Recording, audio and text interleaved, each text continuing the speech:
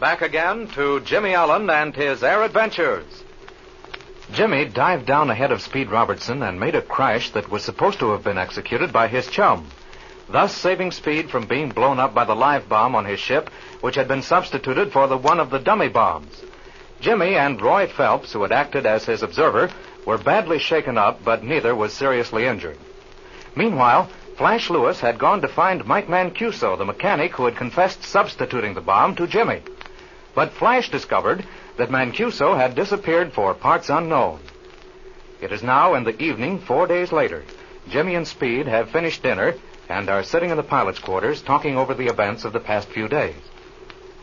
Oh, I didn't use my head that time, Speed. What do you mean, Jim? As soon as Mancuso confessed having been responsible for switching those bombs, I should have called some of the other mechanics and had him held until the crash was over. I'm not so sure of that. You didn't have very much time. Didn't you say there was 6 minutes to 12 when he made that statement to you? Well, yes, it was. But at least I could have had Flash go after him and prevent his getting away until I came down again. Yeah, but I don't think Flash would have done that anyway.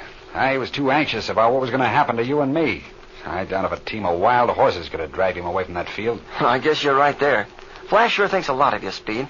He was almost beside himself all morning while you were getting ready for that crash. Yeah, I guess so. I think you're just about okay, too. Oh, that certainly makes me feel good. Say, Speed, do you think Baloo was back of Mancuso? Mancuso was doing the dirty work for Baloo. Now that he's gone, Baloo hadn't anyone to do his work for him. That's a darn shame, though.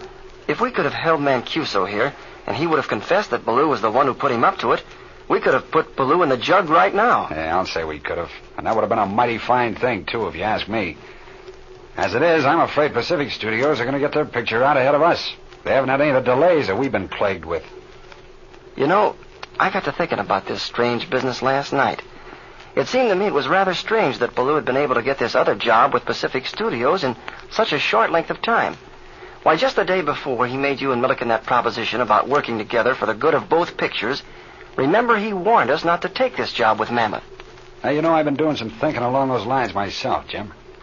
It escaped my attention at the time, but since we've had all this trouble with Baloo, I've given the matter more consideration. If you remember correctly, Milliken said he had given the script of this story we're working on to Baloo when he was first considering hiring him.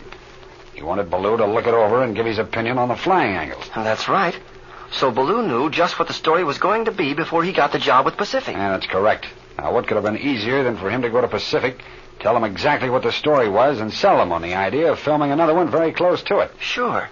And then, by preventing us from finishing before they did, Pacific could get their picture in the exhibitor's hands first. And that'd be just like Baloo. He's crafty and shrewd, and something like that would appeal to him anyway. I wonder if there isn't some way that we could prove that Baloo has done this. I doubt it very much, Jim. Stealing stories is called plagiarism, and I know this. Unless you have something extremely definite to go on, it's a tough thing to prove in court. However, there's another thing that's worrying me very much. Well, what's that, Speed? That's Harry Phelps. Have you noticed him lately? Oh, yes, I have.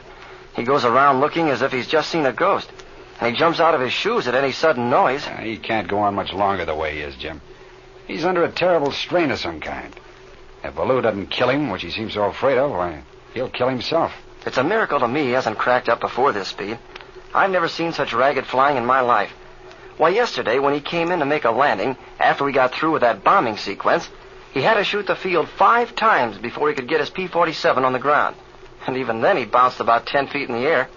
Boy, I was certain that landing gear was going to collapse. Yeah, I saw that. Anyway, those Thunderbolts are built like a brick wall, Jim. I guess Harry just happened to have one that was in a little better shape than the others. Yeah, but there's something else, too, Speed. His flying has become so bad lately that, well, all of the other pilots are afraid to fly near him in the air. I've heard several of the boys say that they absolutely refuse to fly formation with him. Yeah, I know it. Now, because of that very reason, I've always made him fly in the number 7 slot. Even then, the rest of the boys are watching him so much of the time they can't keep a good formation themselves. Maybe for his own good, you'd better ground him. Well, I'd like to do that, Jim. But in the first place, we're short of pilots, and for the second, I'd have to take him off the payroll if I grounded him. Yeah, that's right, too. Well, I heard Mr. Stewart say we'd completed more than half of the air scenes. Maybe Harry can get by until we're through. I sure hope he can. And what about Roy Phelps? You've seen more of him both on the ground and in the air than I have the last few days. How's he getting along? Oh, Roy's coming along fine, Speed. He's lost a lot of that nervousness he had in the beginning. And if it wasn't for his father, he'd be just about as good as some of the other pilots we have. He's worrying about Harry all the time, huh? He sure is. And when he's in the air, his own flying gets sort of ragged because he's always got his eyes on his father. Do you think Roy will ever make a pilot? Oh, I'm sure he will, Speed. This mingling and flying with the other pilots is doing him a world of good. Hey, here he comes now. Oh, yeah. Hello there, Mr. Robertson. Hi, Jimmy. Hi, Roy. Hello. Well, if you boys will excuse me, I want to talk to Flash about those ships we're going to use tomorrow. Sure, go right ahead, Speed. I'll chew the fat with Roy here for a while. Well, see you later. Right. Why, Jim, there's something I wanted to ask you. Why, sure, Roy. Go right ahead. Well, it's about my flying. Have I shown any improvement since the day you checked me out? A world of improvement, Roy. I was just talking to Speed about that before you came up. Flying the different types of ships we have here, especially with these older experienced pilots, is doing you a lot of good. Well, I'm mighty glad to hear you say that, Jim. You know, flying's going to be my profession, and I sure want to be a good pilot. Well, as far as I can see, there's only one thing wrong with your flying. And that's something I don't think you have any control over. What do you mean, Jim? And just this, Roy. You're worrying so much about your father that your own flying is often rather ragged. Yeah, Jim, I know that's perfectly true.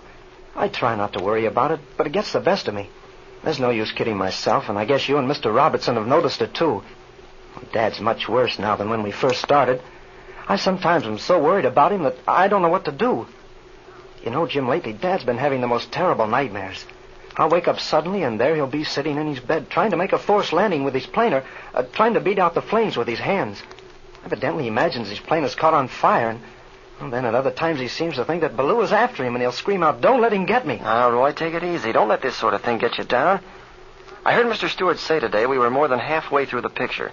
And if your dad can only hold out another week or so, I think we'll be all through. Oh, I hope so, Jim. As soon as the picture is over, I'm going to take Dad away somewhere where it's nice and quiet, where he can have a good rest. And it'll be somewhere 2,000 miles from where Baloo is. And that'd be a fine idea, Roy.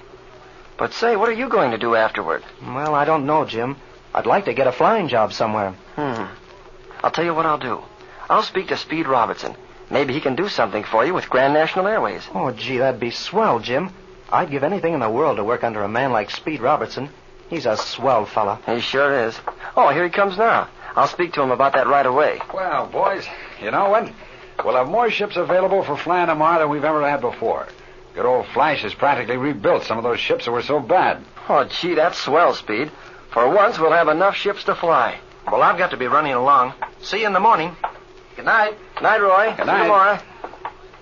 Roy was telling me his father's been having frightful nightmares. Yeah, I can well believe that, Jim. He sure looks like it. As soon as the picture's over, Roy's going to take his father away for a good long rest. Well, that sure won't do him any harm. Boy, his nerves are completely shot. I wonder if we couldn't do something for Roy, Speed.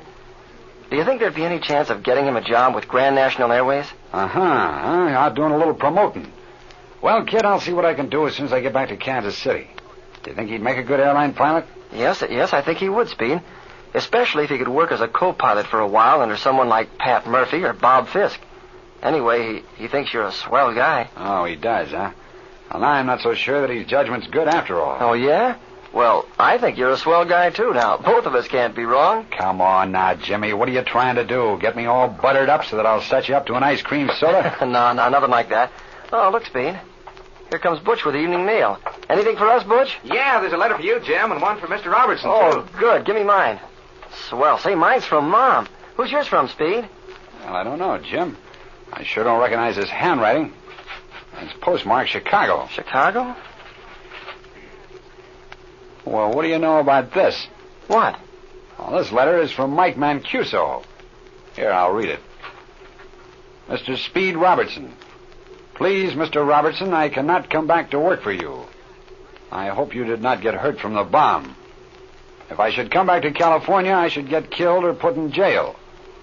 I cannot say anything else. Please, Mr. Robertson, forgive me. Mike Mancuso. Oh, can you tie that? Well, one thing's a cinch. Harry Phelps isn't the only one that's scared to death of Baloo. You're right, Jim. I'd sure give a lot to know what Baloo has on these men. So would I, Speed.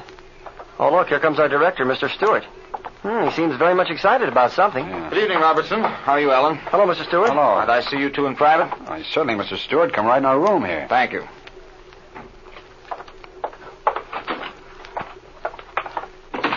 Gentlemen, a most grave situation has arisen. Mr. Mr. Milliken and I have been very much concerned about this aviation picture, as you know. Disquieting rumors have now come to us from certain trade sources concerning the picture Pacific Studios is making. We've been doing some quiet investigating and have discovered that the Pacific picture has a most astounding similarity to the one we are filming. Yeah? Well, you know, Jimmy and I were talking of this very subject tonight, Mr. Stewart. Isn't it true that Nails Ballou had the script of this story in his possession before Pacific Studios announced their intention of making an air picture? Why, yes, Robertson, he did. Perhaps the answer lies right there, Mr. Stewart. Well, gentlemen, we've definitely proved this to be a fact. Someone has stolen our story, but changed it sufficiently to be just outside the law. Now, would that be easy to do? For a clever writer, yes. Niels Ballou was the one that did it. I'm certain of it. And another thing. He's been doing everything in his power to delay us, while they've been going right ahead on their own picture just fine. You're absolutely right, Alan. I can see the whole thing now. Well, isn't there anything we can do about it, Mr. Stewart? Well, I don't know about that yet, but I can tell you this. If we don't get our picture on the market before the Pacific people do,